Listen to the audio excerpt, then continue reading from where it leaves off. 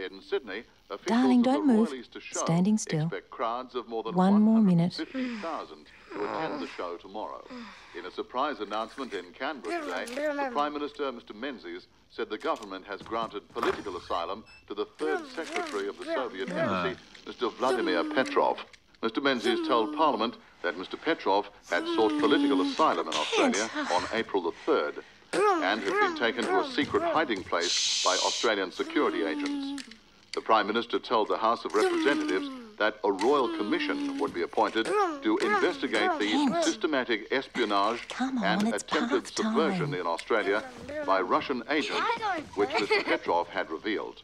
Mrs Evdokia Petrov was later interviewed at the Soviet Embassy in Canberra. Mrs Petrov, her eyes red from crying, said she did not believe her husband had sought asylum, but had been kidnapped.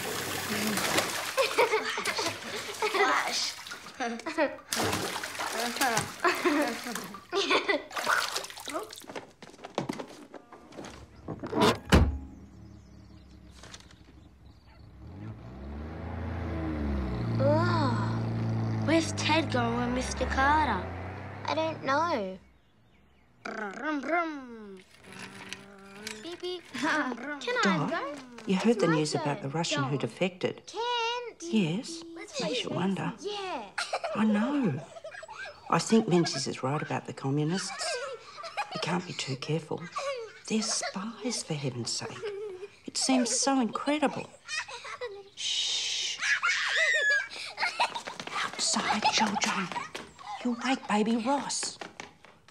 Sorry, Dottie. Yeah, Friday's good for bridge, yes. Mrs. Davis, Jeffrey put my shoe under the tap. We interrupt this programme with news that has just come to hand. Dramatic scenes have erupted at Sydney's Mascot Airport this evening. As we speak, Mrs. Evdokia Petrov, the wife of the former third Secretary of the Soviet Embassy in Canberra, Mr. Vladimir Petrov, is attempting to board the BOAC flight that will take her back to the Soviet Union. Angry crowds of new Australians are attempting to prevent her departure. Our reporter, Gary O'Callaghan, is at the scene. The demonstration takes place at the foot of the gangplank. You can undoubtedly hear the noise going on. Press photographers' bulbs are flashing. People are screaming all around me. Does Mrs. Petrov want to go? Don't let her go. The people are yelling. She doesn't want to go. And the Russian envoys are leading her up the stairs of this Qantas constellation.